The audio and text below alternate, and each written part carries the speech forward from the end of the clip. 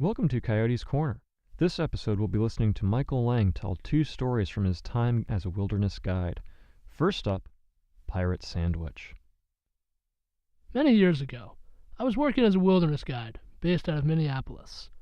I led a trip to the Superior National Forest, a series of lakes connected by portage trails. There were two other guides and myself leading the group as we traveled from one lake to the next, camping on a different shore every night. On the second afternoon of the trip, we landed our boats on a sandy beach, and while the other two guides led the group up the shore to make lunch, I remained behind to make sure our boats were secure and not going to drift away on us. As I was working, one of the young children, a boy named Ryan, came running down the beach yelling, "Pirate! Pirate!" In those days, everyone called me Pirate. I'd cut off the ponytail that I'd been growing through college. It felt weird having nothing on the back of my neck, though, so I wore a long red bandana that gave me a sort of Johnny Depp look. "Hey, Pirate! Pirate, do you want a sandwich?" "Sure, Ryan. I'd love a sandwich. What kind do you want, Pirate?" "I don't know. Surprise me." That's a very dangerous thing to say to a young child. Within 30 seconds, Ryan had run back up the beach and returned, with my sandwich clutched in his hand. He held out his closed fist and opened it slowly to reveal my sandwich. An Oreo cookie, wrapped in a wad of ham. "All right, you got me. I'm surprised." But Ryan just stood there, smiling up at me. That smile of, I bet he won't eat it. I was not about to be outdone. I took my sandwich and I ate it in one bite. And it was delicious. The salt of the ham brought out the sweetness of the cookie. It was the best of both worlds. It took me 10 minutes to convince Ryan this sandwich actually tasted good. In the end, Ryan agreed to try one of these sandwiches, but only if I had another one. So I happily agreed. Ryan and I were the only two who tried the pirate sandwich. But if you ever get a chance, give it a try. You just might be surprised. That was Michael Lang telling Pirate Sandwich. Next up we'll hear him tell his story, Tony. "We are ruthless people. We kill the women and children, too." Those were the first words that Tony said to me on that sunny day in July. I was working as a wilderness guide in Minnesota. I was one of several guides leading a trip for the Autism Society of Minneapolis. And there stood Tony, 10 years old, his shaved head gleaming in the sun, his shoes untied, his duffel bag stuffed to the point of bursting. He was holding a small sheet of paper covered in numbers and staring at it intently. "Hey, Tony, what you got there?" "These are the battles we have won. We are ruthless people." Desperate to make some sort of connection, I said the first thing I could think of. "Did you see the game last night? Like baseball?" "We are ruthless people." "Well, Tony, everyone calls me Pirate. Looks like your bag's packed. I'm going to see if these folks over here need any help, but if you need anything, just let me know." I'd worked with several people with autism. In high school, I had been part of a therapeutic riding program. Several of my students had some form of autism. In college, I'd mentored a boy with autism, and I'd even attended a conference where the spectrum had been discussed, all the different forms that autism takes. But nothing had prepared me for 3 days in the wilderness with a dozen children, all of whom had some type of autism. I learned a lot on that trip, especially on the second night. It was my turn to do dishes, and so, while some of the other guides were cooking, I was doing my best to entertain the group. But then I saw that Tony was all by himself, down by the shore of the river, and so I went over to make sure that everything was all right. As I approached, he turned towards me and thrust his hand towards my face. "Look!" His hand was covered in a film of fish eggs. "All right, fish eggs. Cool, man. Millions and billions of lives in my hands, and I decide whether they live or die." Then, like a creature from the writings of Tolkien, he hopped to the shallows of the river and flung the fish eggs back into the water. He glanced back at me over his shoulder. "They live." At that moment, I couldn't help it. I started laughing, and as I laughed, Tony began to laugh, and at that moment, something had changed. Tony has autism. His brain is wired physically different than everyone else's. He perceives the world in a different way from everyone around him. But at that moment, Tony was just a boy laughing. I'm legally blind. My eyes are different than everyone else's. I perceive the world in a different way from everyone around me. But at that moment, I was just a guy laughing. At that moment, Tony and I were just two people, and we were laughing. That was Michael Lang telling his story, Tony. I'm sitting down with Michael now to get a little background on these stories. Thank you, Michael. Absolutely. So, both of these stories came from your time as a wilderness guide. Yes. How did you start guiding? I started when I was doing my internship for my college degree. I studied outdoor education at the University of New Hampshire, and one of the requirements for that degree was to do an internship at some organization, and I ended up working with Wilderness Inquiry as a trail guide for the first season I was out there, and then came back as a member of their staff for another season. Okay.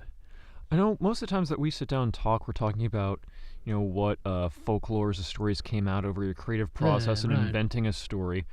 These stories came out of real life. Yeah, it's a little different. Could you talk about that difference? How do you get real happenings into a story that people want to listen to?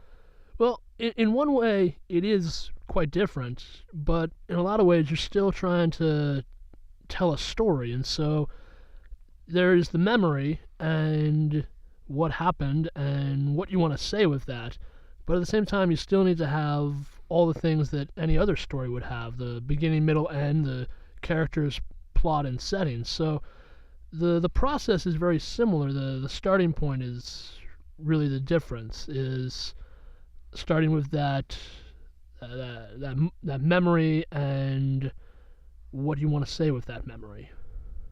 For example, with Pirate Sandwich, the real essence of that story, what I wanted to say with it was, I said to this child, I don't care what kind of sandwich, surprise me, and what that turned into. And so building a story around that single moment was the process for that story. Whereas with Tony, very different individual that I was working with than Ryan, the story has a very different feel to it, which comes across in the way I present it. But in the end, what I wanted to say with that story was that while Tony and I are so different, we're also so alike. And the essence of that story is the different voices that I used for Tony and for myself and for the narrator, and how my hope is that when people first listen to that story, it kind of catches them off guard a little bit. We are ruthless people. What's he talking about? So is he going to come out and strangle us in the audience? Right, and for some people, especially people who are unfamiliar with autism and unfamiliar in the ways that it can present itself, that can be very difficult when someone says something that's just out of the blue. But being able to look beyond that and see that, yeah, he's saying that, but maybe that's not what he's trying to say to me. Maybe this is his way of bringing me into his experience, his world, whatever it may be. And my hope is that that story starts off sort of alienating the listener and then giving some context for what's going on, and then bringing them in and bringing that understanding and the conclusion of that. At the end of the day, Tony and I were just two people having fun and laughing over something that really was kind of funny. Yeah. So I've seen you tell Tony live along with your all the other stories that you've done. Does seem to be a different level of crowd interaction, or just a different feel, a different energy when you're telling these true stories. Right. We talked about the creation process for a story, but is presentation any different from your fables, fairy tales, and stuff like that to a memoir? I think it is. I think with a lot of my fables and folk tales, especially the ones that are not my story to begin with, there's kind of a disconnection. It's, I'm telling a story, I'm telling someone else's story, even when I'm telling my own stories, like Fafnir the Dragon or Brynhild's Ride, or any of these other stories that I've written that are my creations. Yeah, there's a part of the writer and the teller in that story, but at the same time, that's not me. Whereas telling a story that is true, that's a very different thing to be doing. That is getting up in front of an audience and offering to share a part of your life with them. That's very different. Yeah, it's very special, and it's really fascinating to watch the audience really relate to that and seeing. Yeah, it seems that people take more of a personal connection to a story like that because there's that recognition of that this is the teller who is this story, whereas that last story that was fictional, that's creative, that's meant to entertain and enjoy, but there's that difference.